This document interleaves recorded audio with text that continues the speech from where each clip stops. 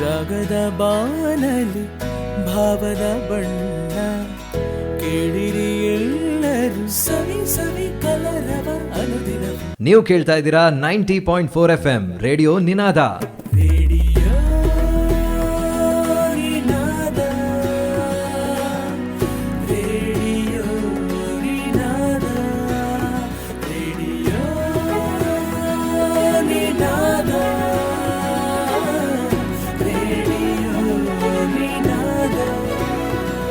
ಕೇಳಿ ಕೇಳಿ ಜನಗಳೇ ಕಿವಿಯ ತೆರೆದು ಕೇಳಿ, ದಿನನಿತ್ಯದ ಕೆಲಸದ ಎಡೆ ಕಿವಿಯ ತಡೆಯಬೇಡಿ, ಕಿವಿಯ ತಡೆಯಬೇಡಿ. ರೇಡಿಯೋ ನಿನಾದ 90.4 FM.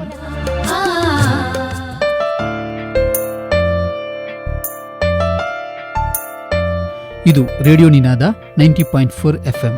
ಈಗ ದ್ವಿತೀಯ PUC ವಿದ್ಯಾರ್ಥಿಗಳಿಗಾಗಿ ಪೂರ್ವ ಸಿದ್ಧತಾ ಸರಣಿ ಕಾರ್ಯಕ್ರಮ.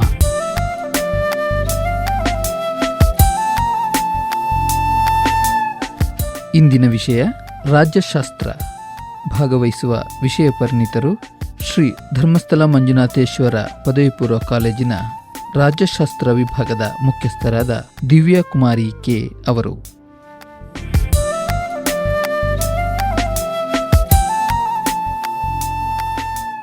ದ್ವಿತೀಯ PUC ಪರೀಕ್ಷಾ ತಯಾರಿ ನಡೆಸುತ್ತಿರುವ ಎಲ್ಲ ವಿದ್ಯಾರ್ಥಿಗಳಿಗೆ ನಾನು ದಿವ್ಯಾ ಕುಮಾರಿ ಕೆ, ರಾಜ್ಯಶಾಸ್ತ್ರ ಉಪನ್ಯಾಸಕಿ, SDM ಪದವಿ ಪೂರ್ವ ಕಾಲೇಜು ಉಜಿರೆ, ನನ್ನ ಪ್ರೀತಿಯ ನಮಸ್ಕಾರಗಳು. ನಾನು ಸುಮಾರು 23 ವರ್ಷಗಳಿಂದ SDM ಪದವಿ ಪೂರ್ವ ಕಾಲೇಜಿನಲ್ಲಿ ರಾಜ್ಯಶಾಸ್ತ್ರ ಉಪನ್ಯಾಸಕಿಯಾಗಿ ಸೇವೆ ಸಲ್ಲಿಸ್ತಾ ಇದ್ದೇನೆ. ಪ್ರಿಯ ವಿದ್ಯಾರ್ಥಿಗಳೇ, ದ್ವಿತೀಯ PUC ಪರೀಕ್ಷೆ ಎಂದರೆ ತಮ್ಮಲ್ಲಿ ಸಹಜವಾಗಿಯೇ ಗೊಂದಲ, ಆತಂಕಗಳಿರಬಹುದು.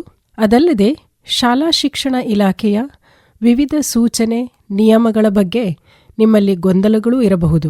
ಪ್ರಶ್ನಾ ಪತ್ರಿಕೆಯಲ್ಲಿ ಈ ಬಾರಿ ಆಗಿರುವಂತಹ ಬದಲಾವಣೆಗಳ ಬಗ್ಗೆ ನೀವು ತಿಳಿದುಕೊಂಡಿರಬಹುದು, ಅಥವಾ ಆ ಬಗ್ಗೆ ಕುತೂಹಲಗಳೂ ಇರಬಹುದು. ಅದಕ್ಕಾಗಿಯೇ ವಿವಿಧ ವಿಷಯಗಳನ್ನು ಬೋಧಿಸುವಂತಹ ಉಪನ್ಯಾಸಕರು ನಿಮಗೆ ಮಾಹಿತಿಯನ್ನ ನೀಡುವುದಕ್ಕಾಗಿ ಈ ಕಾರ್ಯಕ್ರಮದಲ್ಲಿ ಭಾಗವಹಿಸ್ತಾ ಇದ್ದೇವೆ. ವಿದ್ಯಾರ್ಥಿಗಳೇ, ಶಾಲಾ ಶಿಕ್ಷಣ ಇಲಾಖೆ ಪದವಿ ಪೂರ್ವ ಈಗಾಗಲೇ ನಿಮಗೆ ನೀಲಿನಕ್ಷೆ ಹಾಗೂ ಮಾದರಿ ಪ್ರಶ್ನೆ ಪತ್ರಿಕೆಗಳನ್ನು ಬಿಡುಗಡೆ ಮಾಡಿದೆ. ಅದರಂತೆ ಇಂದು ರಾಜ್ಯಶಾಸ್ತ್ರ ವಿಷಯದ ನೀಲಿನಕ್ಷೆ ಹಾಗೂ ಮಾದರಿ ಪ್ರಶ್ನೆ ಪತ್ರಿಕೆ ಹೇಗಿದೆ ಎನ್ನುವುದನ್ನ ಇಂದಿನ ಕಾರ್ಯಕ್ರಮದಲ್ಲಿ ನಾನು ತಿಳಿಸಿಕೊಡಲಿದ್ದೇನೆ. ರಾಜ್ಯಶಾಸ್ತ್ರ ವಿಷಯದಲ್ಲಿ ತಮಗೆಲ್ಲ ತಿಳಿದಿರುವಂತೆ ರಾಜ್ಯ ಹಾಗೂ ಸರ್ಕಾರಗಳಿಗೆ ಸಂಬಂಧಿಸಿದ ವಿಷಯಗಳ ಬಗ್ಗೆಯೇ ನಾವು ಚರ್ಚಿಸ್ತಾ ಬಂದಿದ್ದೇವೆ.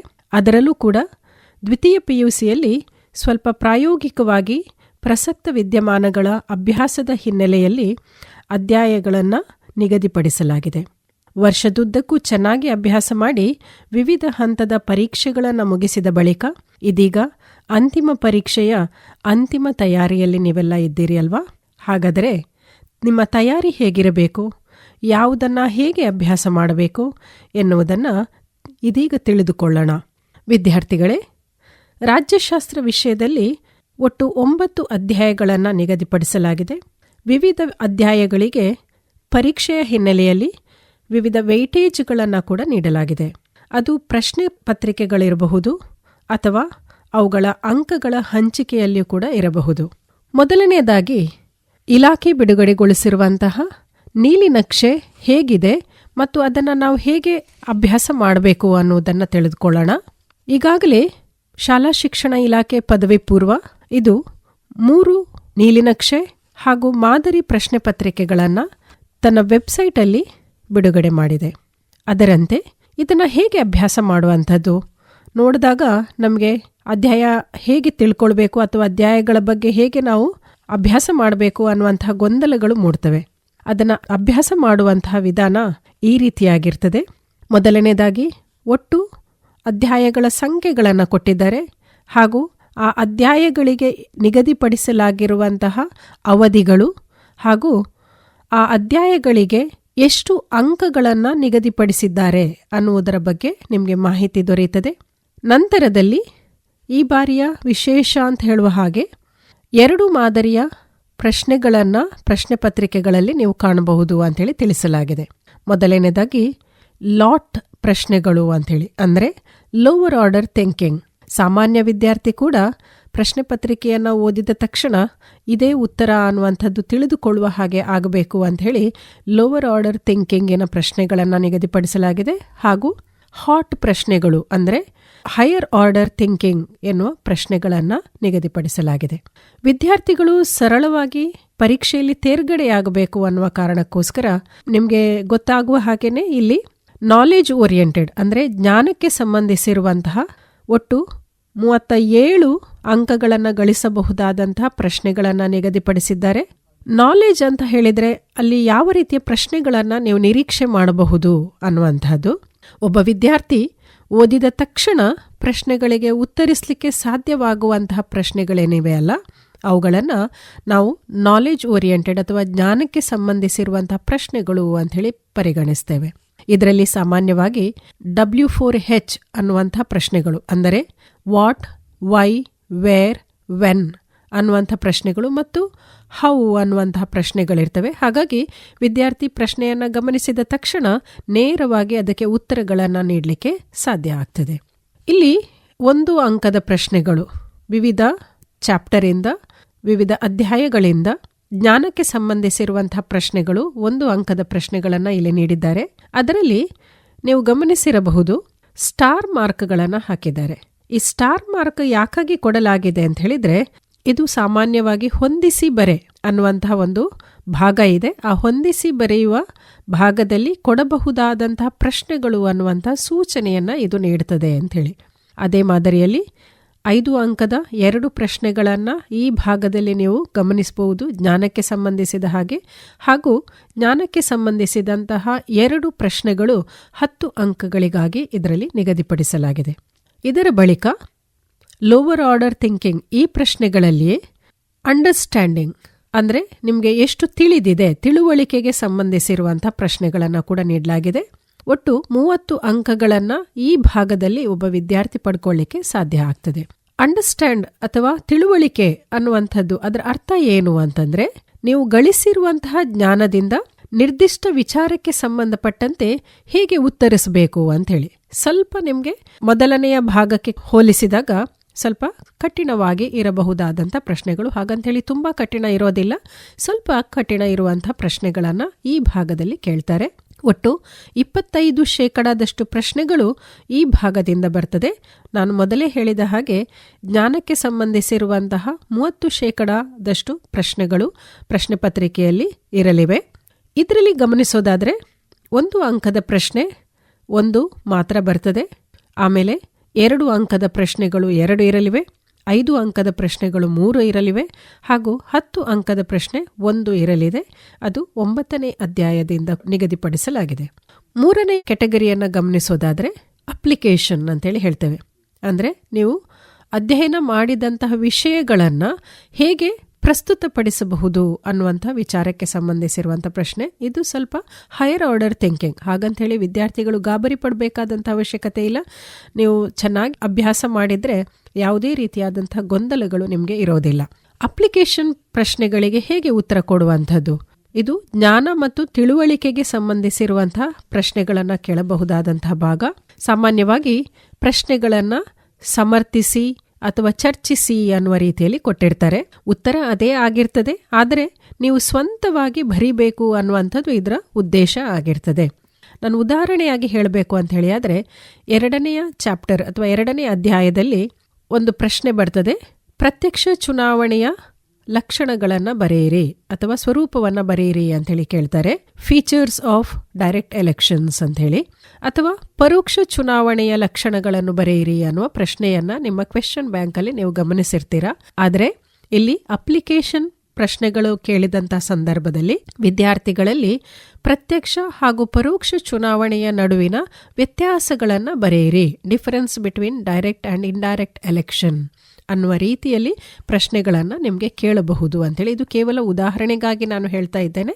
ಸೊ ಈ ರೀತಿಯಾಗಿ ನಿಮಗೆ ಬೇರೆ ಬೇರೆ ಪ್ರಶ್ನೆಗಳು ಏನು ನಮ್ಮ ಪಠ್ಯಪುಸ್ತಕದಲ್ಲಿದೆ ಅಥವಾ ಕ್ವೆಶ್ಚನ್ ಬ್ಯಾಂಕಲ್ಲಿ ಪ್ರಶ್ನೆಗಳಿದೆಯೋ ಅದೇ ರೀತಿಯಲ್ಲಿ ನಿಮ್ಮ ಜ್ಞಾನ ಏನಿದೆ ಅದನ್ನು ತಿಳಿದುಕೊಳ್ಳುವುದಕ್ಕಾಗಿ ಸ್ವಂತವಾಗಿ ಬರೀಲಿಕ್ಕೆ ಅವಕಾಶ ಆಗುವಂಥ ಪ್ರಶ್ನೆಗಳನ್ನು ಈ ಭಾಗದಲ್ಲಿ ಕೇಳ್ತಾರೆ.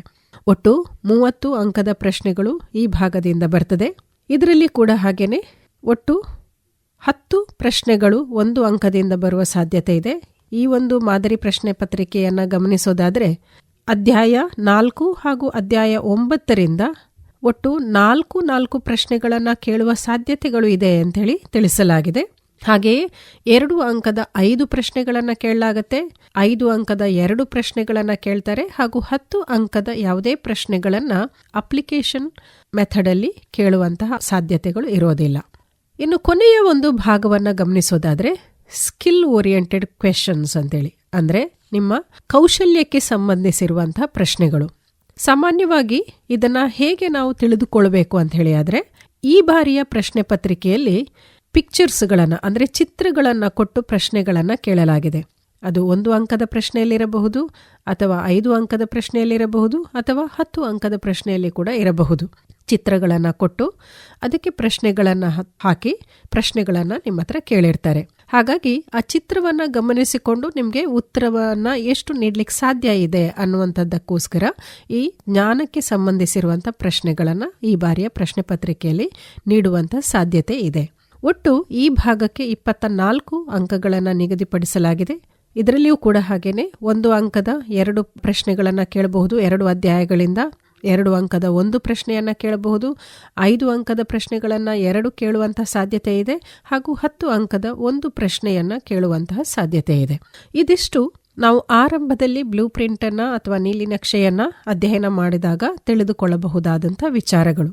ಮಾರ್ಕ್ಗಳ ವೆಯ್ಟೇಜ್ಗಳನ್ನು ನೋಡೋದಾದರೆ ಯಾವ್ಯಾವ ಅಧ್ಯಾಯಗಳನ್ನು ಹೇಗೆ ಓದ್ಕೊಳ್ಬೇಕು ಅಥವಾ ಯಾವ ಅಧ್ಯಾಯಕ್ಕೆ ಹೆಚ್ಚು ಒತ್ತನ್ನು ಮಹತ್ವವನ್ನು ನೀಡಬೇಕು ಅನ್ನುವಂಥದ್ದು ಟೋಟಲ್ ಮಾರ್ಕ್ಸ್ಗಳನ್ನು ನೋಡಿದರೆ ನಿಮಗೆ ಗೊತ್ತಾಗುತ್ತೆ.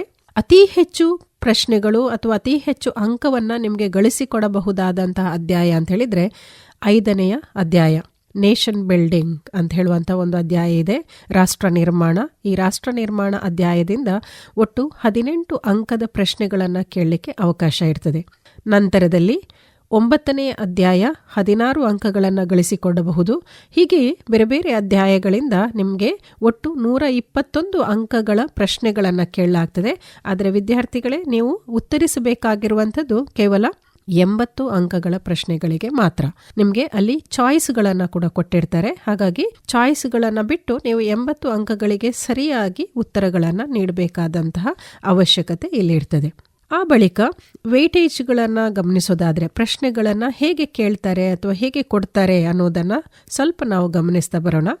ಮೊದಲನೆಯ ಒಂದು ಭಾಗದಲ್ಲಿ MCQ ಕ್ವೆಶನ್ಸ್ಗಳಿದೆ, ಅಂದರೆ ಬಹು ಆಯ್ಕೆಯ ಪ್ರಶ್ನೆಗಳು ಅಂತೇಳಿ ಹೇಳ್ತೇವೆ. ಒಟ್ಟು 5 ಪ್ರಶ್ನೆಗಳು ಬಹು ಆಯ್ಕೆಯ ಪ್ರಶ್ನೆಗಳನ್ನು ಇಲ್ಲಿ ಕೇಳ್ತಾರೆ. ಆನಂತರ ಬಿಟ್ಟ ಸ್ಥಳ ತುಂಬಿರಿ ಅಥವಾ ಫಿಲ್ ಇನ್ ದ ಬ್ಲ್ಯಾಂಕ್ಸ್ ಎನ್ನುವ ಪ್ರಶ್ನೆಗಳನ್ನು ಕೇಳ್ತಾರೆ. ಹಾಗೂ ಮ್ಯಾಚ್ ದ ಫಾಲೋವಿಂಗ್ ಅಥವಾ ಹೊಂದಿಸಿ ಬರೆಯಿರಿ ಎನ್ನುವ ಪ್ರಶ್ನೆಗಳನ್ನು ಕೇಳ್ತಾರೆ. ಇದೆಲ್ಲದಕ್ಕೆ ಕೂಡ 1 ಅಂಕಗಳು ನಿಮಗೆ ಸಿಗಲಿದೆ. ಒಟ್ಟು ಪ್ರಶ್ನೆಗಳ ಸಂಖ್ಯೆ 16 ಇರಲಿದೆ. ಅಂದರೆ ಇಲ್ಲಿ ಫಿಲ್ ಇನ್ ದ ಬ್ಲ್ಯಾಂಕ್ಸ್ ಇದರಲ್ಲಿ ಪ್ರಶ್ನೆ ಸಂಖ್ಯೆ 16 ಮಾತ್ರ ಇರ್ತದೆ. ಆ ನಂತರ ABCDE ಅಂತ ಹೇಳಿ ಕೊಡಬಹುದು, ಅಥವಾ ಮೇನ್ ನಂಬರ್ ಅಥವಾ ರೋಮನ್ ನಂಬರ್ 1 2 3 4 5 ಅಂತ ಕೂಡ ಕೊಡ್ತಾರೆ. ಅಲ್ಲಿ ಯಾವ ರೀತಿಯ ಪ್ರಶ್ನೆ ಸಂಖ್ಯೆಗಳನ್ನು ನಿಮಗೆ ಪ್ರಶ್ನೆ ಪತ್ರಿಕೆಯಲ್ಲಿ ಕೊಟ್ಟಿರ್ತಾರೋ ಅದೇ ಪ್ರಶ್ನೆ ಸಂಖ್ಯೆಗಳನ್ನು ನೀವು ಉತ್ತರ ಬರೆಯುವಾಗ ಕೂಡ ಬರೆದ್ರೆ ಅನುಕೂಲಕರವಾಗಿರ್ತದೆ. ಇಲ್ಲಿ 20 ಅಂಕಗಳು, 20ಕ್ಕೆ 20 ಅಂಕಗಳನ್ನು ನೀವು ಗಳಿಸಲಿಕ್ಕೆ ಅವಕಾಶ ಇದೆ ಮತ್ತು ಎಲ್ಲ ಪ್ರಶ್ನೆಗಳಿಗೆ ಕೂಡ ಈ ಭಾಗದಲ್ಲಿ ಉತ್ತರಿಸಲೇಬೇಕಾಗ್ತದೆ. ಎರಡನೆಯದಾಗಿ ಭಾಗ ಬಿ ಅಂತ ಹೇಳಿ ಬರುತ್ತೆ. ಮೊದಲನೆಯದು ಭಾಗ ಎ. ಬಿ ಭಾಗದಲ್ಲಿ ಶಾರ್ಟ್ ಆನ್ಸರ್ಸ್ ಅಥವಾ ಸಣ್ಣ ಉತ್ತರಗಳನ್ನು ನಿರೀಕ್ಷೆ ಮಾಡುವಂತಹ ಪ್ರಶ್ನೆಗಳು. ಈ ಪ್ರಶ್ನೆಗಳಿಗೆ ಒಟ್ಟು 2 ಅಂಕಗಳು ಇರಲಿದೆ. ಪ್ರಶ್ನೆ ಪತ್ರಿಕೆಯಲ್ಲಿ 8 ಅಂಕಗಳಿಗೆ ಸಂಬಂಧಿಸಿರುವಂತಹ 8 ಪ್ರಶ್ನೆಗಳು ಇರಲಿದೆ. ಆದರೆ ವಿದ್ಯಾರ್ಥಿಗಳು ಕೇವಲ 5 ಪ್ರಶ್ನೆಗಳನ್ನು ಮಾತ್ರ ಉತ್ತರಿಸಿದರೆ ಸಾಕಾಗ್ತದೆ. ಇಲ್ಲಿ ನಿಮಗೆ ನಿಗದಿಪಡಿಸಿರುವಂತಹ ಒಟ್ಟು ಅಂಕ 10 ಅಂಕಗಳನ್ನು 5 ಪ್ರಶ್ನೆಗಳಿಗೆ ಉತ್ತರಿಸಿದಾಗ ನೀವು ಪಡೆದುಕೊಳ್ಳಿಕ್ಕೆ ಅವಕಾಶ ಇದೆ. ಮೂರನೆಯ ಭಾಗ ಸಿ, ಇದು 5 ಅಂಕಗಳ ಪ್ರಶ್ನೆಗಳಿಗೆ ಸಂಬಂಧಿಸಿರುವಂಥದ್ದು. ಒಟ್ಟು 9 ಪ್ರಶ್ನೆಗಳು ಇರಲಿದೆ. ಆದರೆ ವಿದ್ಯಾರ್ಥಿಗಳು ಉತ್ತರಿಸಬೇಕಾಗಿರುವಂಥದ್ದು ಕೇವಲ 6 ಪ್ರಶ್ನೆಗಳಿಗೆ ಮಾತ್ರ. ಅಲ್ಲಿ ಸೂಚನೆಗಳನ್ನು ಸರಿಯಾಗಿ ನೀವು ಗಮನಿಸಬೇಕಾಗತ್ತೆ. 6 ಪ್ರಶ್ನೆಗಳಿಗೆ ಮಾತ್ರ ನೀವು ಉತ್ತರಿಸಿದರೆ ಸಾಕು. ಇಲ್ಲಿ 3 ಪ್ರಶ್ನೆಗಳು ಎಕ್ಸ್ಟ್ರಾ ಅಥವಾ ಹೆಚ್ಚಿನ ಪ್ರಶ್ನೆಗಳನ್ನು ಕೇಳಿರ್ತಾರೆ. ಅದರಲ್ಲಿ ಚಾಯ್ಸ್ಗಳನ್ನು ನೀವು ಮಾಡಿಕೊಳ್ಳಿಕ್ಕೆ ಅನುಕೂಲ ಆಗ್ತದೆ. ಒಟ್ಟು ನಿಮಗೆ ಸಿಗುವಂತಹ ಅಂಕಗಳು 30 ಈ ಭಾಗದಿಂದ, ಆದರೆ 45 ಅಂಕಗಳಿಗೆ ಸಂಬಂಧಪಟ್ಟಂತಹ ಪ್ರಶ್ನೆಗಳನ್ನು ಈ ಭಾಗದಿಂದ ಕೇಳಿರ್ತಾರೆ. ಕೊನೆಯದಾಗಿ ಭಾಗ ಡಿ, ಇದರಲ್ಲಿ ಲಾಂಗ್ ಆನ್ಸರ್ಸ್, ಸುದೀರ್ಘವಾದಂತಹ ಉತ್ತರಗಳನ್ನು ನಿರೀಕ್ಷೆ ಮಾಡುವಂತಹ ಪ್ರಶ್ನೆಗಳು. ಒಂದೊಂದು ಪ್ರಶ್ನೆಗೆ 10 ಅಂಕಗಳನ್ನು ನಿಗದಿಪಡಿಸಿರಲಾಗಿರ್ತದೆ. ಇಲ್ಲಿ ವಿದ್ಯಾರ್ಥಿಗಳಿಗೆ ಒಟ್ಟು 4 ಪ್ರಶ್ನೆಗಳನ್ನು ಕೇಳಬಹುದು. ಆ 4 ಪ್ರಶ್ನೆಗಳಲ್ಲಿ ವಿದ್ಯಾರ್ಥಿಗಳು ಕೇವಲ 2 ಪ್ರಶ್ನೆಗಳನ್ನು ಮಾತ್ರ ಉತ್ತರಿಸಿದರೆ ಸಾಕಾಗ್ತದೆ. ಪ್ರಾಯಶಃ ಎಲ್ಲ ವಿದ್ಯಾರ್ಥಿಗಳಿಗೆ ಸ್ವಲ್ಪ ಆತಂಕ ಅಥವಾ ಗೊಂದಲ ಇರುವಂಥದ್ದು ಈ 10 ಅಂಕದ ಪ್ರಶ್ನೆಗಳನ್ನು ಯಾವ ಯಾವ ಭಾಗದಿಂದ ಅಥವಾ ಯಾವ ಪಾಠದಿಂದ ಕೇಳಬಹುದು ಅಂತೇಳಿ. ನೀವೀಗಾಗಲೇ ಬ್ಲೂ ಪ್ರಿಂಟನ್ನು ನೋಡಿದ್ದಿದ್ರೆ ಅಥವಾ ನೀಲಿನಕ್ಷೆಯನ್ನು ಅಧ್ಯಯನ ಮಾಡಿದರೆ ಅದರಲ್ಲಿ ನಿಮಗೆ ಕ್ಲಿಯರ್ ಆಗಿ ಕೊಟ್ಟಿದ್ದಾರೆ ಯಾವ ಯಾವ ಚಾಪ್ಟರಿಂದ 10 ಅಂಕದ ಪ್ರಶ್ನೆಗಳನ್ನು ಕೇಳಬಹುದು ಅಂತೇಳಿ. ಉದಾಹರಣೆಗಾಗಿ 2ನೇ ಅಧ್ಯಾಯ, ಭಾರತದಲ್ಲಿ ಚುನಾವಣೆಗಳು ಹಾಗೂ ಪಕ್ಷ ಪದ್ಧತಿ ಅನ್ನುವಂತಹ ಒಂದು ಅಧ್ಯಾಯ ಇದೆ. ಆ ಅಧ್ಯಾಯದಿಂದ 10 ಅಂಕದ ಪ್ರಶ್ನೆ ಕಡ್ಡಾಯವಾಗಿ ಬಂದೇ ಬರ್ತದೆ. ಹಾಗಾಗಿ ವಿದ್ಯಾರ್ಥಿಗಳು ಏನು ಮಾಡಬೇಕು ಅಂತಂದರೆ 10 ಅಂಕದ ಪ್ರಶ್ನೆಯನ್ನು 2ನೇ ಅಧ್ಯಾಯದಿಂದ ಏನು ಕೊಟ್ಟಿದ್ದಾರೆ ಕ್ವೆಶ್ಚನ್ ಬ್ಯಾಂಕಲ್ಲಿ ಅದೆಲ್ಲವನ್ನ ಕೂಡ ಅಧ್ಯಯನ ಮಾಡಿದರೆ ನಿಮಗೆ ಒಂದು ಪ್ರಶ್ನೆ ಆ ಒಂದು ಅಧ್ಯಾಯದಿಂದ ಉತ್ತರಿಸಲಿಕ್ಕೆ ಬಹಳ ಅನುಕೂಲಕರವಾಗಿರ್ತದೆ. ಹಾಗೆಯೇ ಯೂನಿಟ್ 5 ಅಧ್ಯಾಯ 5 ರಾಷ್ಟ್ರ ನಿರ್ಮಾಣ ಮತ್ತು ಭಾರತ ಎದುರಿಸುತ್ತಿರುವಂತಹ ಸವಾಲುಗಳು ಅನ್ನುವಂತಹ ಅಧ್ಯಾಯದಿಂದ ಒಂದು ಪ್ರಶ್ನೆ 10 ಅಂಕಗಳಿಗೋಸ್ಕರ ಕೇಳಲಾಗ್ತದೆ. ಅದರಲ್ಲಿ ಕೂಡ ಹಾಗೇನೆ ಬೇರೆ ಬೇರೆ ಪ್ರಶ್ನೆಗಳಿದೆ. ಒಂದು ಪ್ರಶ್ನೆ ಅಂತೂ ಆ ಚಾಪ್ಟರಿಂದ ಬಂದೇ ಬರ್ತದೆ. ಹಾಗಾಗಿ ಆ ಅಧ್ಯಾಯವನ್ನು ಕೂಡ ನೀವು ಚೆನ್ನಾಗಿ ಅಭ್ಯಾಸ ಮಾಡಿದರೆ ನಿಮಗೆ 10 ಅಂಕಗಳ ಪ್ರಶ್ನೆಗಳಿಗೆ ಉತ್ತರಿಸಲಿಕ್ಕೆ ಸಾಧ್ಯ ಆಗ್ತದೆ. ಆ ಬಳಿಕ ಅಧ್ಯಾಯ 7, ಇದರಿಂದ ಕೂಡ ಒಂದು 10 ಅಂಕದ ಪ್ರಶ್ನೆ ಬರುವ ಸಾಧ್ಯತೆ ಇದೆ. ನಿಮಗೆಲ್ಲ ಗೊತ್ತಿರ್ಬೋದು, ಹಳೆಯ ಪ್ರಶ್ನೆ ಪತ್ರಿಕೆಗಳನ್ನು ನೀವು ಅಭ್ಯಾಸ ಮಾಡಿದರೆ ಆ ಪ್ರಶ್ನೆ ಪತ್ರಿಕೆಯಲ್ಲಿ ನಿಮಗೆ ಯಾವ ಯಾವ ಪ್ರಶ್ನೆಗಳನ್ನು ಯಾವ್ಯಾವ ಅಧ್ಯಾಯದಿಂದ ಸಾಮಾನ್ಯವಾಗಿ ಕೇಳಿದ್ದಾರೆ ಅನ್ನುವಂಥ ಮಾಹಿತಿ ಸಿಗ್ತದೆ. ಹಾಗೂ ರಾಜ್ಯಶಾಸ್ತ್ರ ವಿಷಯಕ್ಕೆ ಸಂಬಂಧಪಟ್ಟ ಹಾಗೆ ಈಗಾಗಲೇ ಬಹಳಷ್ಟು ವರ್ಷಗಳಿಂದ ನಮ್ಮ ಸಿಲೆಬಸ್ ಬದಲಾವಣೆ ಆಗಿಲ್ಲ. ಹಾಗಾಗಿ ಅಷ್ಟೂ ವರ್ಷಗಳ ಪ್ರಶ್ನೆ ಪತ್ರಿಕೆಗಳನ್ನು ನೀವು ಗಮನಿಸಿದರೆ ಅಥವಾ ಓದಿದರೆ ನಿಮಗೆ ಸಂಪೂರ್ಣವಾದಂತಹ ವಿವರ ಈ ಪ್ರಶ್ನೆಗೆ ಸಂಬಂಧಪಟ್ಟಂತೆ, ಅಂದರೆ 10 ಅಂಕದ ಪ್ರಶ್ನೆಗೆ ಸಂಬಂಧಪಟ್ಟಂತೆ ಖಂಡಿತವಾಗಿಯೂ ಸಿಗ್ತದೆ ಅಂತೇಳಿ. ಆನಂತರ 8ನೇ ಅಧ್ಯಾಯದಿಂದ ಕೂಡ ಒಂದು ಪ್ರಶ್ನೆ 10 ಅಂಕಕ್ಕೆ ಸಂಬಂಧಪಟ್ಟ ಹಾಗೆ ಕೇಳಲಾಗುತ್ತದೆ. ಹಾಗೆಯೇ 9ನೇ ಅಧ್ಯಾಯದಿಂದ ಕೂಡ 10 ಅಂಕದ ಪ್ರಶ್ನೆಯನ್ನು ಕೇಳುವಂತಹ ಸಾಧ್ಯತೆ ಇದೆ ಅಂತೇಳಿ. ಆದರೆ ಇಲ್ಲಿ ಗಮನಿಸಬೇಕಾಗಿರುವಂತಹ ವಿಚಾರ ಏನು ಅಂತಂದರೆ, ಈ 10 ಅಂಕಗಳಿಗೆ ಕೊಟ್ಟಿರುವಂತಹ ಪ್ರಶ್ನೆ ಏನಿದೆ ಅದನ್ನು 5 ಅಂಕಗಳಲ್ಲಿಯೂ ಕೂಡ ಕೇಳುವಂತಹ ಅವಕಾಶ ಇದೆ. ಅಂದರೆ ಉದಾಹರಣೆಗಾಗಿ 5ನೇ ಅಧ್ಯಾಯದಿಂದ ರಾಷ್ಟ್ರ ನಿರ್ಮಾಣದ ಅಗತ್ಯಾಂಶಗಳು ಎನ್ನುವ ಪ್ರಶ್ನೆ ಇದೆ. ಈ ಪ್ರಶ್ನೆಯನ್ನ 5 ಅಂಕಗಳಲ್ಲಿಯೂ ಕೂಡ ಕೇಳುವಂತಹ ಸಾಧ್ಯತೆ ಇದೆ. ಹಾಗೆಯೇ ಭಾರತದ ವಿದೇಶಾಂಗ ನೀತಿಯ ಪ್ರಮುಖ ಲಕ್ಷಣಗಳು ಅನ್ನುವಂಥ ಒಂದು ಪ್ರಶ್ನೆ 10 ಅಂಕಗಳಿಗೆ ಸಂಬಂಧಪಟ್ಟಂಥದ್ದು ಇದೆ. ಇದನ್ನು ಕೂಡ 5 ಅಂಕಗಳಿಗೆ ಕೇಳಲಿಕ್ಕೆ ಅವಕಾಶ ಇದೆ ಅನ್ನುವಂಥದ್ದನ್ನು ಈ ಮೂಲಕ ನಾನು ಹೇಳಲಿಕ್ಕೆ ಬಯಸ್ತಾ ಇದ್ದೇನೆ. ನೀಲಿನಕ್ಷೆಯನ್ನು ಮುಂದಿನ ಒಂದು ಭಾಗದಲ್ಲಿ ಗಮನಿಸೋದಾದರೆ ಯಾವ ರೀತಿಯ ಪ್ರಶ್ನೆಗಳನ್ನು ಸಂಯೋಜಿಸಲಾಗಿರ್ತದೆ ಅಂತೇಳಿ, ಉದ್ದೇಶಗಳಿಗೆ ಸಂಬಂಧಪಟ್ಟ ಹಾಗೆ ಹೇಗೆ ವೆಯ್ಟೇಜ್ಗಳನ್ನು ನೀಡ್ತಾ ಬರ್ತಾರೆ ಪ್ರಶ್ನೆ ಪತ್ರಿಕೆಯನ್ನು ತಯಾರು ಮಾಡುವವರು ಅನ್ನೋದನ್ನು ನೀವು ಗಮನಿಸೋದಾದರೆ, ನೆನಪಿಟ್ಟುಕೊಳ್ಳುವಂತಹ ಪ್ರಶ್ನೆಗಳು ಈಗಾಗಲೇ ನಾನು ಹೇಳಿದೆ ನಾಲೆಜ್ ಓರಿಯೆಂಟೆಡ್ ಕ್ವೆಶ್ಚನ್ಸ್, ಇದು 37 ಅಂಕಗಳನ್ನು ವಿದ್ಯಾರ್ಥಿಗಳಿಗೆ ಒದಗಿಸಿಕೊಡಬಲ್ಲದು. ಹಾಗಾಗಿ ಪಾಸ್ ಆಗಲಿಕ್ಕೆ ಯಾವುದೇ ರೀತಿಯಾದಂತಹ ಕಷ್ಟ ಇರೋದಿಲ್ಲ.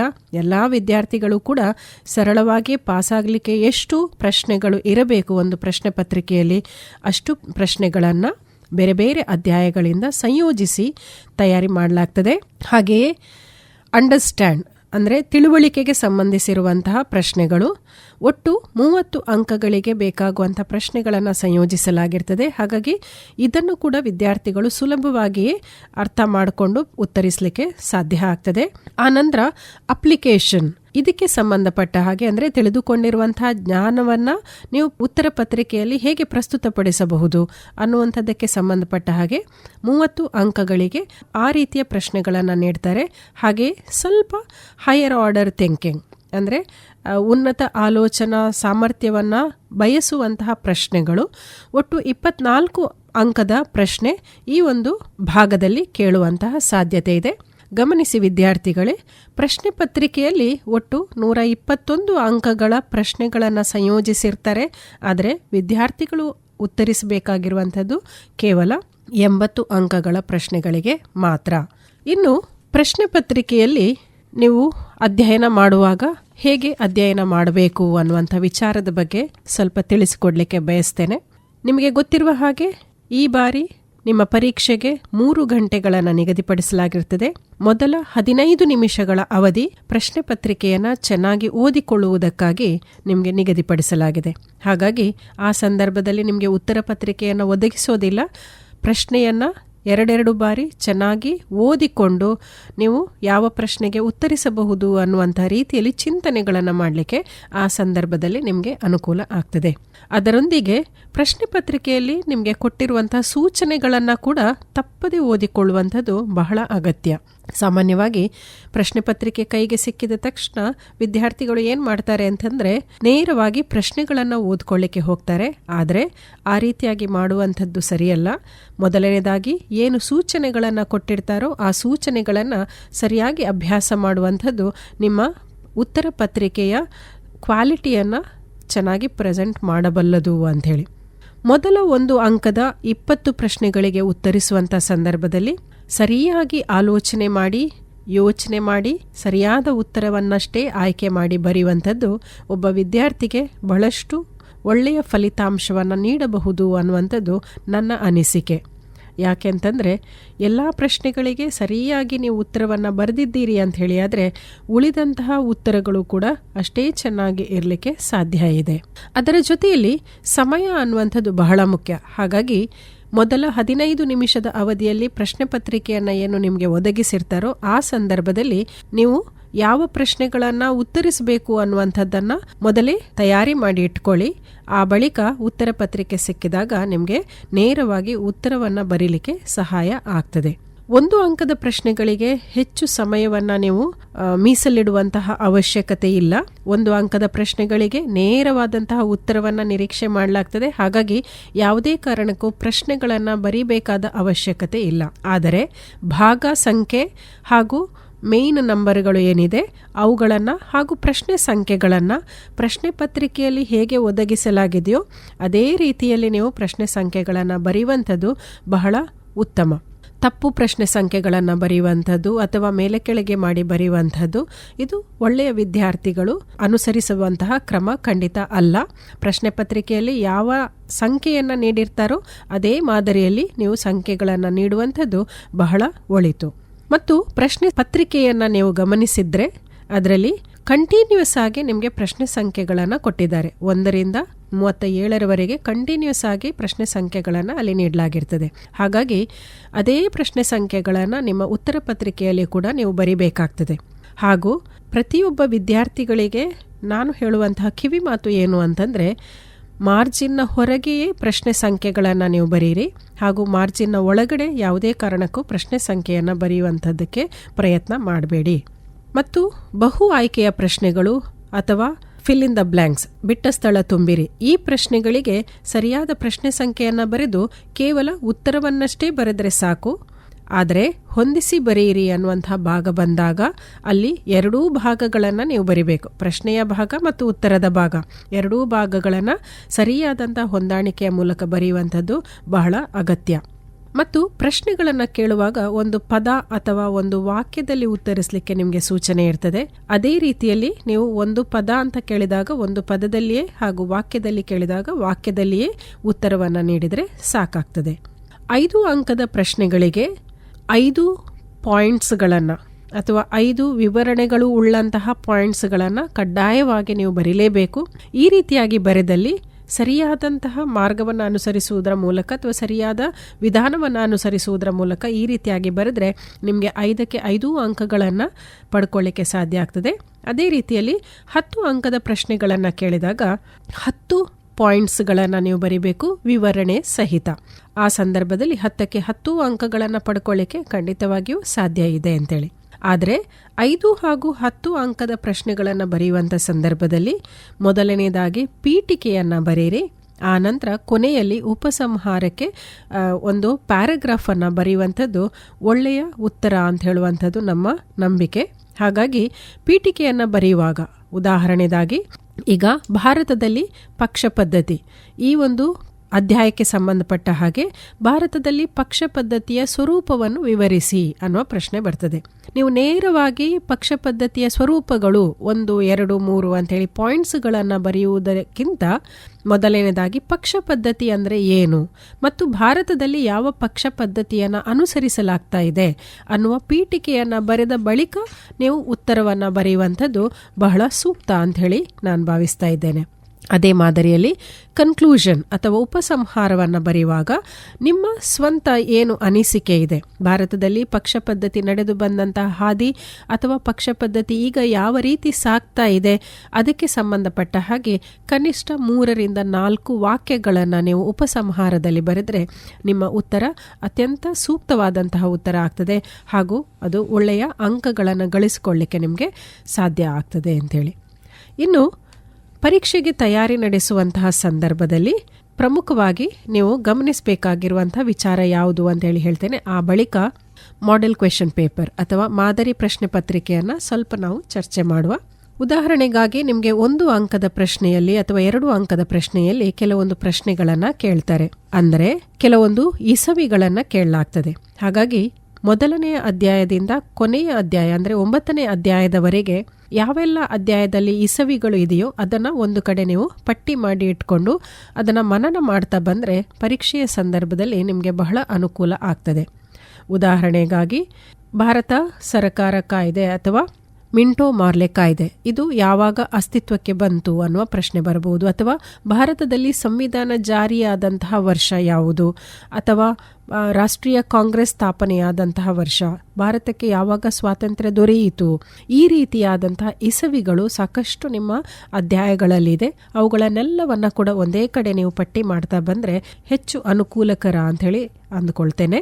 ಅದರಂತೆ ಇನ್ನು ವಿಸ್ತರಿಸಬಹುದಾದಂಥ ಕೆಲವೊಂದು ಪ್ರಶ್ನೆಗಳು ಬರ್ತದೆ, ಎಕ್ಸ್ಪಾಂಡ್ ಅಂತ ಹೇಳಿ ಬರ್ತದೆ. ಉದಾಹರಣೆಗಾಗಿ ಎಪಿಕ್ ಅನ್ನುವಂಥದ್ದು ಬರ್ಬೋದು, EPIC electors photo identity card ಅಥವಾ ಮತದಾರರ ಗುರುತಿನ ಚೀಟಿ. ಇಂತಹ ಸಾಕಷ್ಟು ಉದಾಹರಣೆಗಳು ನಿಮ್ಮ ಅಧ್ಯಾಯಗಳಲ್ಲಿ ಬರ್ತವೆ.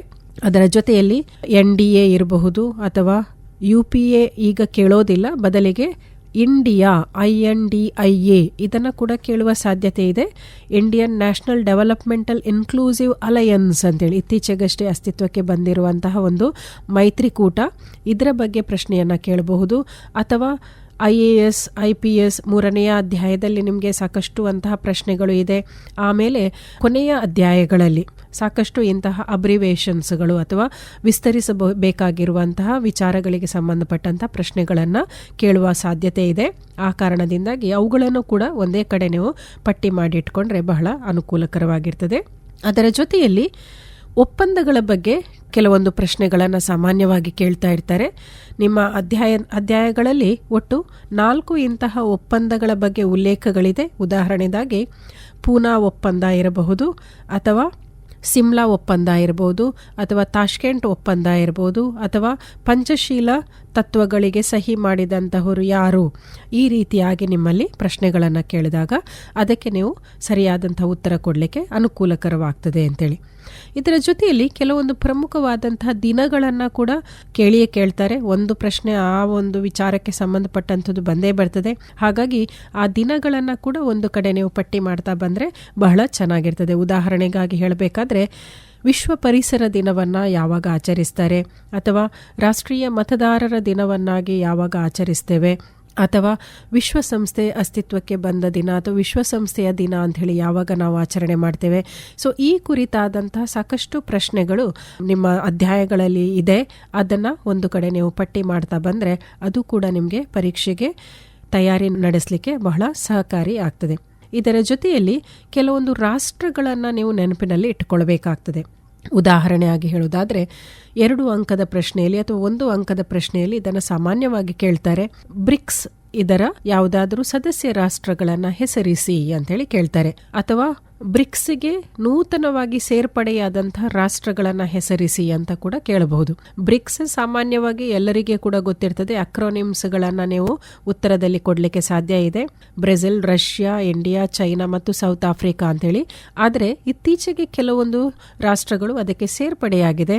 ಅವುಗಳ ಬಗ್ಗೆ ಮಾಹಿತಿ ಇದ್ದಲ್ಲಿ ಅದನ್ನು ನೀವು ಪಟ್ಟಿ ಮಾಡಿಕೊಂಡ್ರೆ ಒಳಿತು. ಉದಾಹರಣೆಗಾಗಿ ಇತ್ತೀಚೆಗಷ್ಟೇ ಬ್ರಿಕ್ಸಿನ ಸದಸ್ಯತ್ವವನ್ನು ಪಡೆದುಕೊಂಡಂತಹ ರಾಷ್ಟ್ರಗಳ ಪೈಕಿ Saudi Arabia, Egypt, Ethiopia, Iran, UAE ಇದೆಲ್ಲವೂ ಕೂಡ ಇತ್ತೀಚೆಗೆ ಸೇರ್ಪಡೆಯಾದಂತಹ ರಾಷ್ಟ್ರ.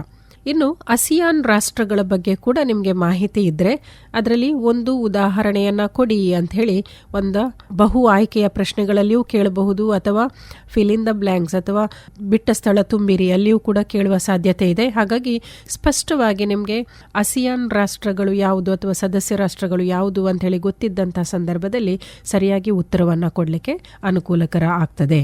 ಆಮೇಲೆ ವಿಶ್ವಸಂಸ್ಥೆಯ ಕಾಯಂ ಸದಸ್ಯ ರಾಷ್ಟ್ರಗಳು ಯಾವುವು ಅಂಥೇಳಿ ಇದಕ್ಕೆ ಒಂದು ಸಣ್ಣ ಸೂತ್ರವನ್ನು ನಿಮಗೆ ಹೇಳ್ಕೊಡ್ತೇನೆ. ಈ ರೀತಿಯಾಗಿ ನೀವು ಸೂತ್ರಗಳನ್ನು ಬೇರೆ ಬೇರೆ ಪ್ರಶ್ನೆಗಳಿಗೆ ಮಾಡಿಕೊಳ್ಳಿಕ್ಕೆ ಸಾಧ್ಯ ಇದೆ.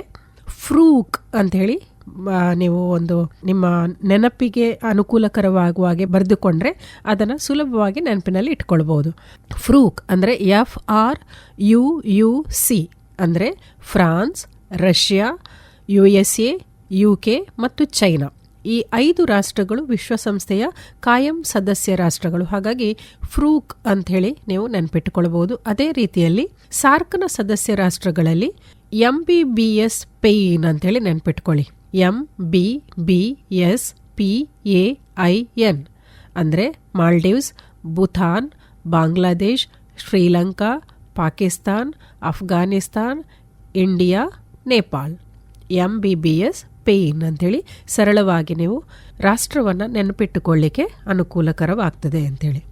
ಈಗ ಮುಂದಕ್ಕೆ ಇಲಾಖೆ ಬಿಡುಗಡೆಗೊಳಿಸಿರುವಂತಹ ಮಾದರಿ ಪ್ರಶ್ನೆ ಪತ್ರಿಕೆಗಳು ಹೇಗೆ ಇದೆ ಮತ್ತು ಅದಕ್ಕೆ ಹೇಗೆ ಉತ್ತರಿಸಬೇಕು ಅನ್ನುವಂಥದ್ದು ಕೆಲವು ಪ್ರಶ್ನೆಗಳನ್ನಷ್ಟೇ ನಾನು ಈಗ ಚರ್ಚಿಸ್ಲಿಕ್ಕೆ ಬಯಸ್ತೇನೆ. ಮಾದರಿ ಪ್ರಶ್ನೆ ಪತ್ರಿಕೆ 1 ಇದರಲ್ಲಿ ನೀವೀಗ ಪ್ರಶ್ನೆಯನ್ನು ನೋಡಿದರೆ ಇತ್ತೀಚೆಗೆ ಸ್ವಲ್ಪ ಬದಲಾವಣೆ ಮಾಡಿದ ಮಾದರಿಯಲ್ಲಿ ರೀಸನಿಂಗಿಗೆ ಸಂಬಂಧಪಟ್ಟಂತಹ ಅಂದರೆ ಕಾರಣಗಳನ್ನು ಕೊಟ್ಟು ನೀವು ಉತ್ತರಿಸಬಹುದಾದಂಥ ಪ್ರಶ್ನೆಗಳನ್ನು ನೀಡ್ತಾರೆ. ಅದೇ ಮಾದರಿಯಲ್ಲಿ ಪ್ರಥಮ ಮಾದರಿ ಪ್ರಶ್ನೆ ಪತ್ರಿಕೆಯಲ್ಲಿ ಮೊದಲನೆಯ ಪ್ರಶ್ನೆಯನ್ನು ಈ ರೀತಿ ಕೇಳಿದರೆ, consider the statement and mark the correct answer relating to the issue of repoll ಅಂತೇಳಿ. ಅಂದರೆ ಮರು ಚುನಾವಣೆಗೆ ಸಂಬಂಧಪಟ್ಟಂತೆ ಈ ಕೆಳಗೆ ಕೊಟ್ಟಿರುವಂಥ ಹೇಳಿಕೆಗಳಲ್ಲಿ ಯಾವುದು ಸರಿಯಾಗಿದೆ ಅಂಥೇಳಿ ನೀವು ಆಯ್ಕೆ ಮಾಡಿ ಉತ್ತರಿಸಬೇಕಾಗಿರುವಂಥ ಒಂದು ಪ್ರಶ್ನೆ. ಅಲ್ಲಿ ಪ್ರಶ್ನೆಯಲ್ಲಿಯೇ ಆಯ್ಕೆಗಳನ್ನು ಕೊಟ್ಟಿದ್ದಾರೆ. ಯಾವಾಗೆಲ್ಲ ಮರು ಮತದಾನ ನಡೀತದೆ ಅಂತಂದರೆ, ಒಂದು destroy of EVM during poll, ಮತದಾನದ ಸಂದರ್ಭದಲ್ಲಿ ಮತಯಂತ್ರವನ್ನು ಧ್ವಂಸಗೊಳಿಸಿದಾಗ, ಅಥವಾ ವೋಟರ್ ವೈಲೇಟ್ಸ್ ಎಲೆಕ್ಷನ್ ನಾರ್ಮ್ಸ್, ಚುನಾವಣಾ ನಿಯಮಗಳನ್ನು ಉಲ್ಲಂಘಿಸಿದಾಗ, ಮತದಾರರು ಚುನಾವಣಾ ನಿಯಮವನ್ನು ಉಲ್ಲಂಘಿಸಿದಾಗ ಮರುಮತದಾನ ಆಗ್ತದೆ. ಅಥವಾ violation of secrecy of voting ಅಂದರೆ ಚುನಾವಣಾ ಗೌಪ್ಯತೆಯನ್ನು ಕಾಪಾಡದೇ ಇದ್ದಾಗ, ಅಥವಾ ವೋಟರ್ ರೆಫ್ಯೂಸ್ ಟು ವೋಟ್, ಒಬ್ಬ ಮತದಾರ ಮತ ಹಾಕಲಿಕ್ಕೆ ನಿರಾಕರಿಸಿದಂಥ ಸಂದರ್ಭದಲ್ಲಿ. ಈ 4 ಹೇಳಿಕೆಗಳಲ್ಲಿ ಯಾವ ಸಂದರ್ಭದಲ್ಲಿ ಮರು ಮತದಾನವನ್ನು ನಡೆಸಬಹುದು ಅನ್ನುವ ಪ್ರಶ್ನೆಯನ್ನು ಕೇಳಲಾಗಿದೆ. ಇಲ್ಲಿ ನಿಮಗೆ ಆಯ್ಕೆಗಳನ್ನು ಕೊಟ್ಟಿರ್ತಾರೆ.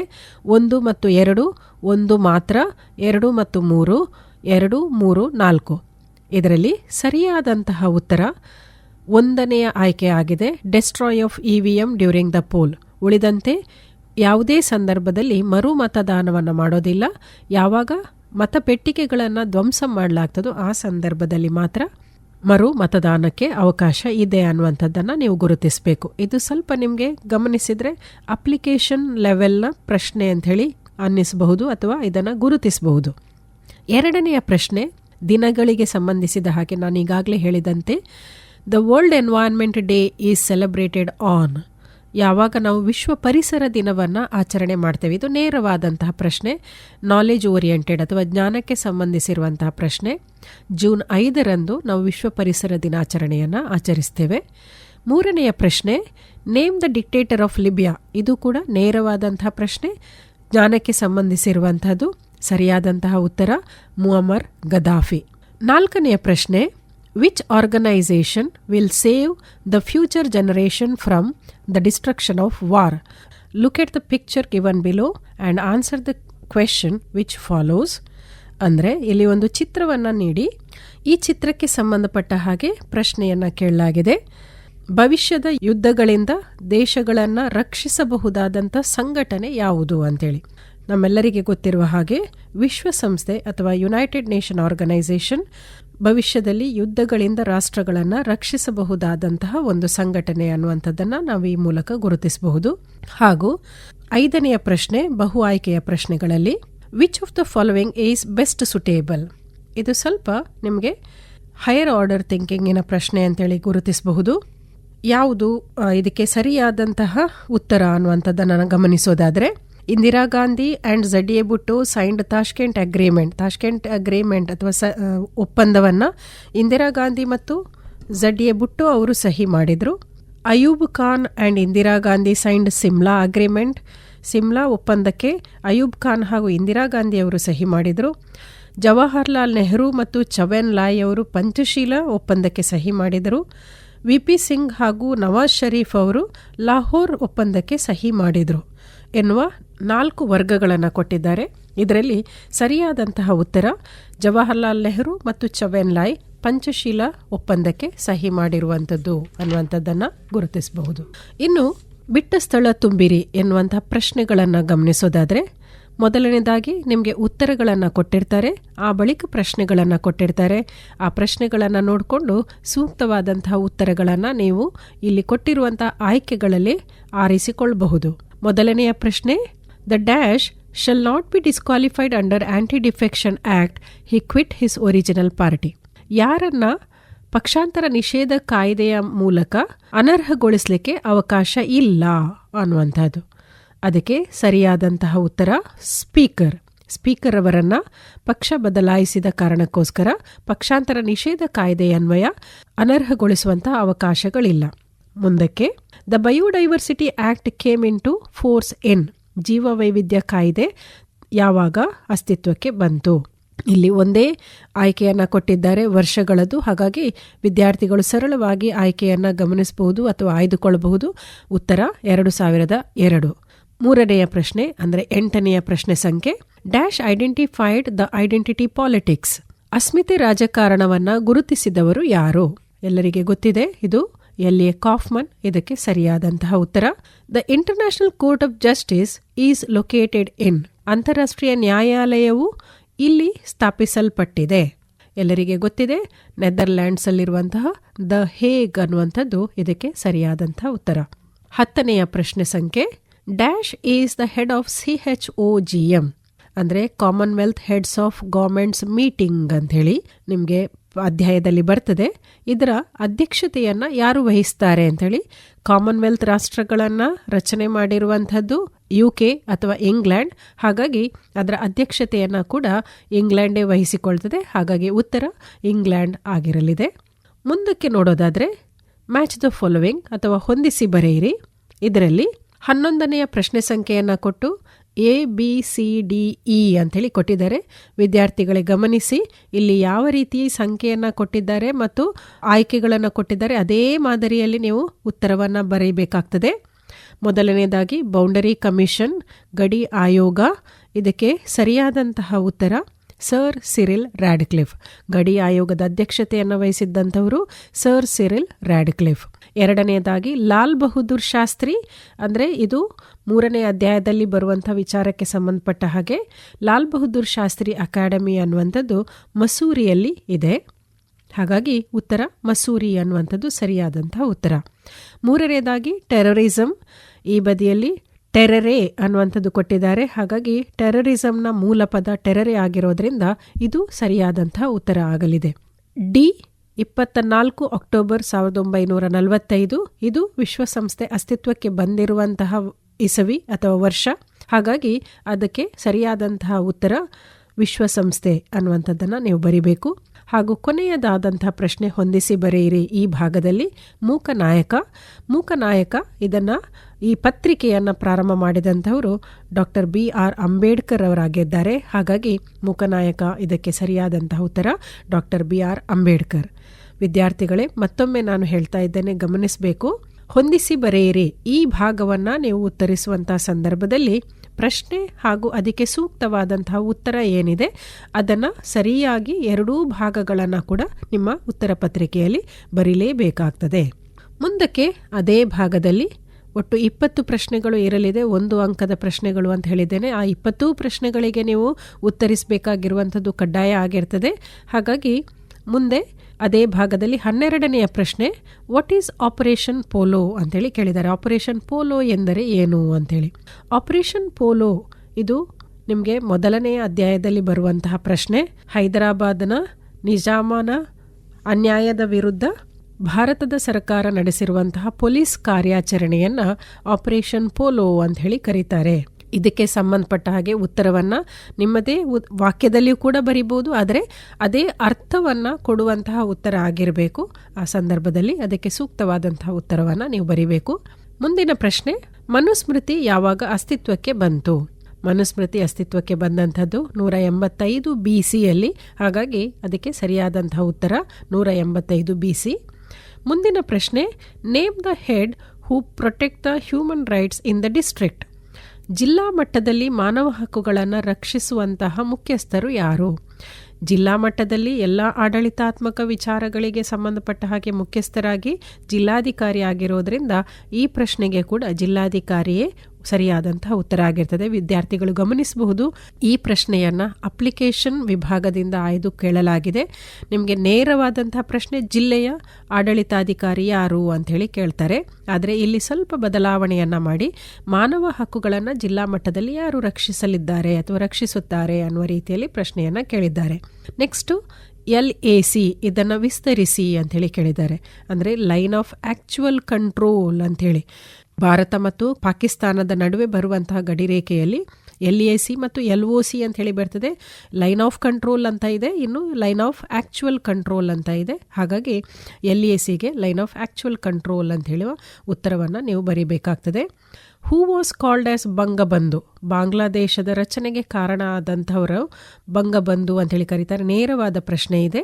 ಇದಕ್ಕೆ ಶೇಖ್ ಮುಜಿಬುರ್ ರೆಹಮಾನ್ ಅನ್ನುವಂಥದ್ದು ಸರಿಯಾದಂತಹ ಉತ್ತರ.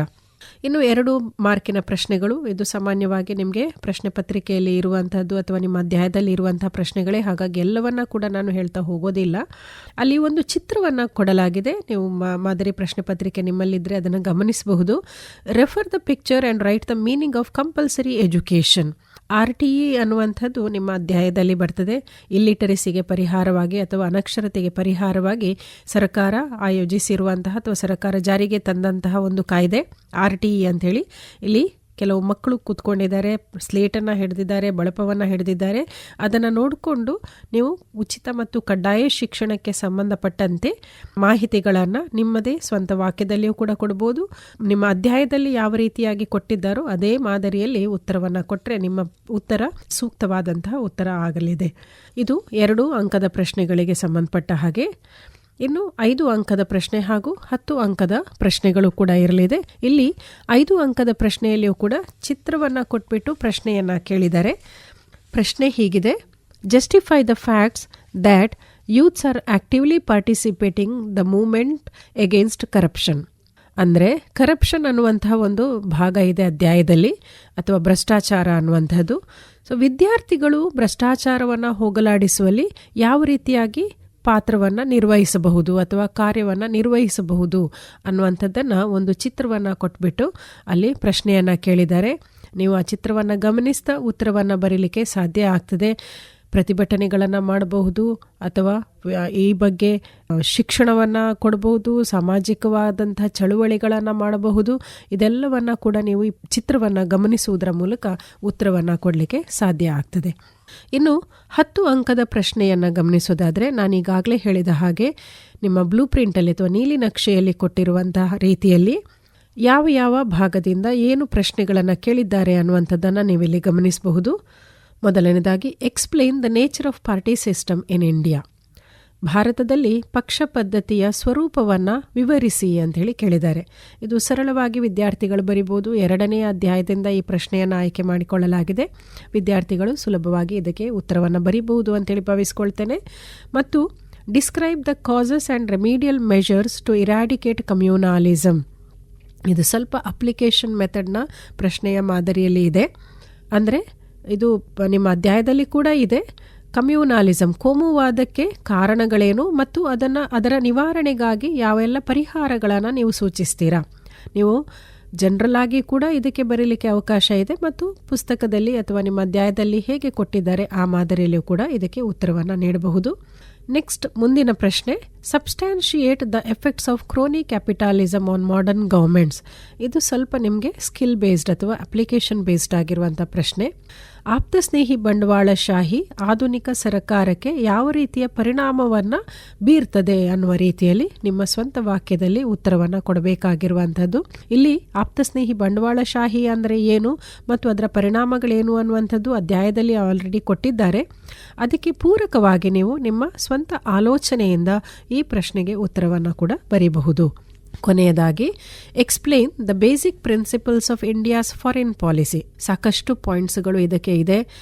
ನೇರವಾದಂಥ ಪ್ರಶ್ನೆಯನ್ನು ಕೇಳಿದ್ದಾರೆ. ಇದನ್ನು ಕೂಡ ಚೆನ್ನಾಗಿ ಅಭ್ಯಾಸ ಮಾಡಿದರೆ ವಿದ್ಯಾರ್ಥಿಗಳು ಸುಲಭವಾಗಿ ಈ ಪ್ರಶ್ನೆಗೆ ಉತ್ತರವನ್ನು ಬರೀಬಹುದು. ಮತ್ತು ಈ ಪ್ರಶ್ನೆಯಿಂದ 5 ಅಂಕದ ಪ್ರಶ್ನೆಗಳು ಕೂಡ ಬರ್ತದೆ. ಅಂದರೆ ಇದರಲ್ಲಿ ಬರುವಂತಹ ಉತ್ತರಗಳಲ್ಲಿ 5 ಅಂಕದ ಪ್ರಶ್ನೆಯನ್ನು ಕೂಡ ಕೇಳ್ತಾರೆ. ಉದಾಹರಣೆಗಾಗಿ ನಾನ್ ಅಲೈನ್ಮೆಂಟ್ ಮೂಮೆಂಟ್ ಇದರ ಬಗ್ಗೆ ಪ್ರಶ್ನೆಯನ್ನು ಕೇಳಬಹುದು, ನ್ಯಾಮ್ ಬಗ್ಗೆ ಪ್ರಶ್ನೆಯನ್ನು ಕೇಳಬಹುದು, ಅಥವಾ ಪಂಚಶೀಲದ ಬಗ್ಗೆ ಪ್ರಶ್ನೆಯನ್ನು ಕೇಳಬಹುದು. ಇದು 5 ಅಂಕಗಳಿಗೆ ಸಾಮಾನ್ಯವಾಗಿ ಬರುವಂತಹ ಪ್ರಶ್ನೆ. ಹಾಗಾಗಿ ಈ ಒಂದು ಪ್ರಶ್ನೆಯನ್ನು ಬಹಳ ಚೆನ್ನಾಗಿ ಅಭ್ಯಾಸ ಮಾಡಿಕೊಂಡ್ರೆ ನಿಮಗೆ 10 ಅಂಕದ ಪ್ರಶ್ನೆಯನ್ನು ಕೇಳಿದಾಗ ಕೂಡ ಉತ್ತರ ಬರೀಲಿಕ್ಕಾಗ್ತದೆ, ಅಥವಾ 5 ಅಂಕದ ಪ್ರಶ್ನೆಯನ್ನು ಕೂಡ ಕೇಳಿದಾಗ ಉತ್ತರ ಬರೀಲಿಕ್ಕೆ ಸಾಧ್ಯ ಆಗ್ತದೆ. ಇನ್ನು ಪಾರ್ಟ್ ಇ ಅಂತ ಹೇಳುವಂಥದ್ದು ಬರ್ತದೆ. ಇದು ಎಲ್ಲ ವಿದ್ಯಾರ್ಥಿಗಳು ಇದಕ್ಕೆ ಉತ್ತರಿಸುವುದಕ್ಕೆ ಅವಕಾಶ ಇರೋದಿಲ್ಲ. ಇದು ಕೇವಲ ಅಂಧ ವಿದ್ಯಾರ್ಥಿಗಳಿಗೆ ಮಾತ್ರ ಇರುವಂಥ ಪ್ರಶ್ನೆಗಳು. ಅಂದರೆ ಯಾವ್ಯಾವ ಭಾಗದಲ್ಲಿ ಚಿತ್ರಗಳನ್ನು ಕೊಟ್ಟಿದ್ದಾರೋ ಆ ಚಿತ್ರಗಳಿಗೆ ಸಂಬಂಧಿಸಿದ ಹಾಗೆ ಆ ವಿದ್ಯಾರ್ಥಿಗಳು ಉತ್ತರಿಸಲಿಕ್ಕೆ ಅನುಕೂಲ ಆಗೋದಿಲ್ಲ. ಹಾಗಾಗಿ ಅವರಿಗೆ ಪೂರಕವಾಗಿ ಬೇರೆ ಪ್ರಶ್ನೆಗಳನ್ನು ಕೊಟ್ಟಿರುವಂಥದ್ದು. ಇದು ಕೇವಲ ಅಂಧ ವಿದ್ಯಾರ್ಥಿಗಳು ಮಾತ್ರ ಉತ್ತರಿಸಬೇಕಾಗಿರುವಂಥ ಭಾಗ ಆಗಿರ್ತದೆ. ಇದನ್ನು ಎಲ್ಲ ವಿದ್ಯಾರ್ಥಿಗಳು ಗಮನಿಸಿಕೊಳ್ಳಬೇಕು. ಇನ್ನು ಹೀಗೆಯೇ ಇತರೆ ಮಾದರಿ ಪ್ರಶ್ನೆ ಪತ್ರಿಕೆಗಳು ಕೂಡ ಇದೆ. ಅದನ್ನು ನಾನು ಹೇಳಿದ ಮಾದರಿಯಲ್ಲೇ ನೀವು ಓದಿಕೊಂಡಾಗ ಅದಕ್ಕೆ ಉತ್ತರವನ್ನು ಬರೀಲಿಕ್ಕೆ ಖಂಡಿತವಾಗಿಯೂ ನಿಮಗೆ ಅನುಕೂಲ ಆಗ್ತದೆ. ಈಗ ಕೊನೆಯದಾಗಿ ವಿದ್ಯಾರ್ಥಿಗಳೇ, ಪರೀಕ್ಷೆಗೆ ಬಹಳಷ್ಟು ತಯಾರಿಯನ್ನು ನೀವು ನಡೆಸಿದ್ದೀರಾ. ವರ್ಷದುದ್ದಕ್ಕೂ ಓದಿದಂತಹ ವಿದ್ಯಾರ್ಥಿಗಳು, ಚೆನ್ನಾಗಿ ಅಭ್ಯಾಸ ಮಾಡಿದವರು, ಯಾವುದೇ ಕಾರಣಕ್ಕೂ ಆತಂಕಕ್ಕೆ ಒಳಗಾಗಬೇಕಾದಂತಹ ಅವಶ್ಯಕತೆ ಇಲ್ಲ. ಹಾಗೂ ಎಲ್ಲ ವಿದ್ಯಾರ್ಥಿಗಳು ಫೇಲ್ ಆಗಲಿಕ್ಕೆ ಅವಕಾಶ ಇರಬಾರ್ದು ಅನ್ನುವ ಕಾರಣಕ್ಕೋಸ್ಕರ ನಮ್ಮ ಪರೀಕ್ಷಾ ಇಲಾಖೆಗಳು ಬೇರೆ ಬೇರೆ ರೀತಿಯ ವ್ಯವಸ್ಥೆಗಳನ್ನು ಮಾಡಿಕೊಂಡಿದೆ.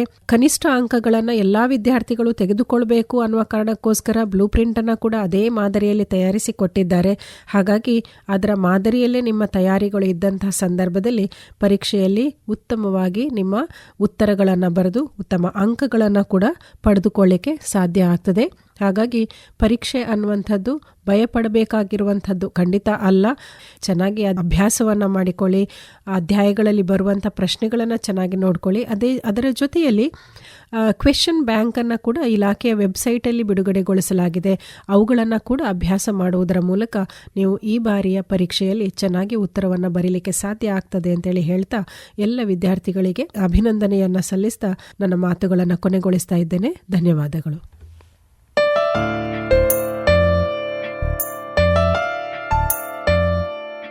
ಇದುವರೆಗೆ ದ್ವಿತೀಯ PUC ವಿದ್ಯಾರ್ಥಿಗಳಿಗಾಗಿ ಪೂರ್ವ ಸಿದ್ಧತಾ ಸರಣಿ ಕಾರ್ಯಕ್ರಮ ಕೇಳಿದಿರಿ.